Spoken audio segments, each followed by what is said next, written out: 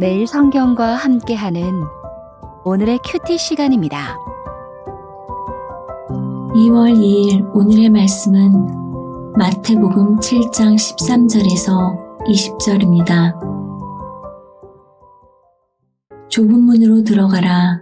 멸망으로 인도하는 문은 크고 그 길이 넓어 그리로 들어가는 자가 많고, 생명으로 인도하는 문은 좁고 길이 협착하여 찾는 자가 적음이라.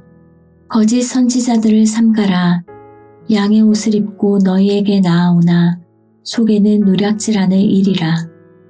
그들의 열매로 그들을 알지니 가시나무에서 포도를 또는 엉겅퀴에서 무화과를 따겠느냐. 이와 같이 좋은 나무마다 아름다운 열매를 맺고 못된 나무가 나쁜 열매를 맺나니, 좋은 나무가 나쁜 열매를 맺을 수 없고 못된 나무가 아름다운 열매를 맺을 수 없느니라. 아름다운 열매를 맺지 아니하는 나무마다 찍혀 불에 던져지느니라. 이러므로 그들의 열매로 그들을 알리라.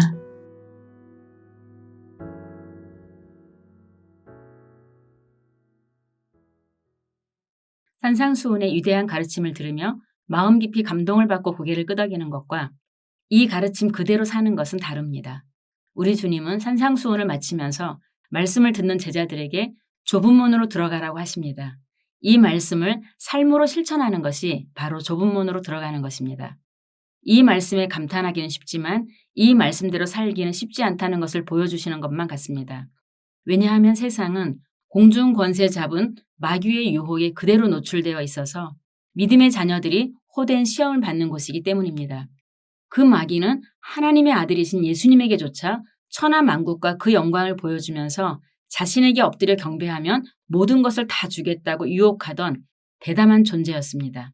그 마귀가 광명한 천사로 가장하여 지금도 여전히 하나님의 자녀들을 유혹하고 있습니다. 정치, 문화, 사회, 경제 전반적인 부분에서 권력을 휘두르며 하나님의 자녀들에게 얼마든지 잘 먹고 잘 살 수 있는 넓은 길이 있다고 유혹해 오고 있습니다. 때로는 달콤한 유혹으로, 때로는 진지한 설득으로, 때로는 위협적인 권세로 다가오기에 많은 사람들이 열광하며 따르고 있습니다. 많은 사람들이 따르는 넓은 길이기에 그 길에 들어서지 않으면 인생의 낙오자요 루저가 될 것 같아서 불안과 두려움에 초조합니다. 그래서 너나 할 것 없이 그 넓은 길을 향해 달려가고 있습니다. 그러나 주님은 우리에게 하나님 나라 복음은 처음부터 좁은 문, 좁은 길이라고 가르쳐 주십니다. 이제부터 웃음기 사라질 거야. 가파른 이 길을 좀 봐. 이런 노래 오르막길의 가사처럼 이제 말씀을 듣고 세상으로 나아가는 청중들의 얼굴에서 웃음기는 사라질지 모릅니다. 우리가 걸어가야 할 길이 좁고 협착하고 가파르고 힘들기 때문입니다. 그런데 주님은 그 좁은 문, 그 좁은 길로 들어가라고 하십니다. 이것이 살 길이라고 말씀하십니다. 그러나 우리가 이 생명길로 나아가려면 말씀을 듣고 다시 한번 크게 심호흡을 가다듬고 여기 놔두고 가야 할 것이 무엇인지 살피고 반드시 챙겨가야 할 그것만 들고 나서야 합니다. 오늘 아침 일찍 선교지로 출발하신 선교사님에게 문자 한 통을 받았습니다. 선교사님 가족이 한 달 동안의 안식월을 보내고 선교지로 돌아가시는 길에 그만 아들이 너무나 좋아하는 곱창을 냉동실에 두고 왔으니 저보고 처리해달라는 부탁이셨습니다. 저는 선교사님 아들이 떠올라서 많이 아쉬워했습니다. 그런 저에게 선교사님은 다시 이런 답장을 보내주셨습니다. 인생은 놔둠의 훈련소이지요. 이런 문자였습니다. 인생은 놔둠의 훈련소. 생각할수록 맞는 말이었습니다. 그렇습니다. 생명길로 나아가는 좁은 문 앞에서 우리는 많은 것들을 여기 놔둬야 하는 결정을 해야 합니다. 아들이 좋아하는 곱창뿐만 아니라 우리의 소유와 재물, 자아의 욕심과 세속의 쾌락 등 많은 것들을 놔두고 떠나야 합니다. 이제부터 꽃길만 걷게 해줄게. 이런 약속과 다짐이 이 길에서는 얼마나 헛헛한 말인지 금세 깨닫게 됩니다. 주님과 함께 걷는 길은 좁고 협착하며 심지어 가시밭길을 가야 하는 길입니다. 그러니 이 길을 찾는 사람이 적을 수밖에 없습니다. 그런데도 이 길을 가기로 작정했다면 가까운 사람들에게도 외면을 받고 철저히 외로울 수 있습니다. 하지만 이 길은 주님과 함께 걷는 길입니다. 모두 떠나고 없을지라도 주님과 손을 잡고 가는 길이기에 실은 이 길이 행복 그 자체의 길입니다. 마침내 의인의 회중에 들어서는 복된 길입니다. 아무도 없는 길인 줄 알았는데 의인의 회중입니다. 배고픈 길인 줄 알았는데 내 잔이 넘치는 주님의 식탁과 마주하는 길입니다. 그러니 좁은 문, 좁은 길은 바로 나를 향해 쌓아두신 복을 주시는 우리 주님의 손에 붙들리는 복된 자리입니다.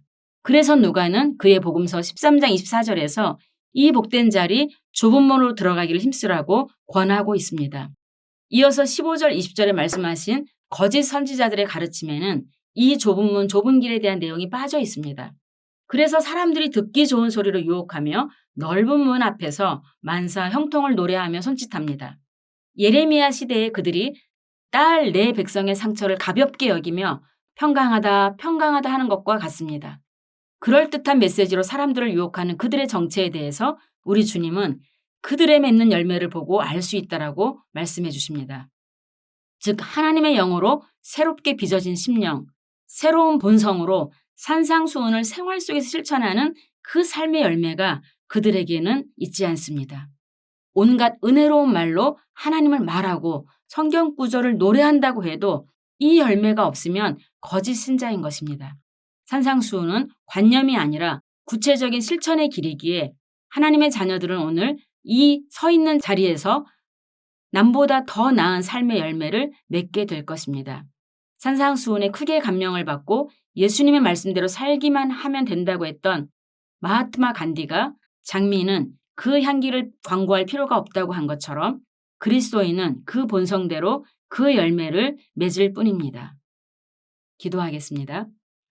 하나님 아버지, 오늘도 말씀과 함께 우리의 심령을 두드려 새 사람 새 삶의 방식으로 살아갈 수 있는 그 힘을 주시니 감사합니다.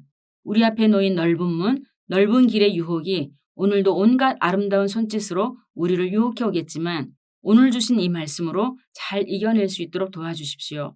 좁고 협착한 길에서 자주 넘어지는 우리의 손을 붙들어 주셔서 끝까지 이 생명길을 완주할 수 있도록 도와주십시오.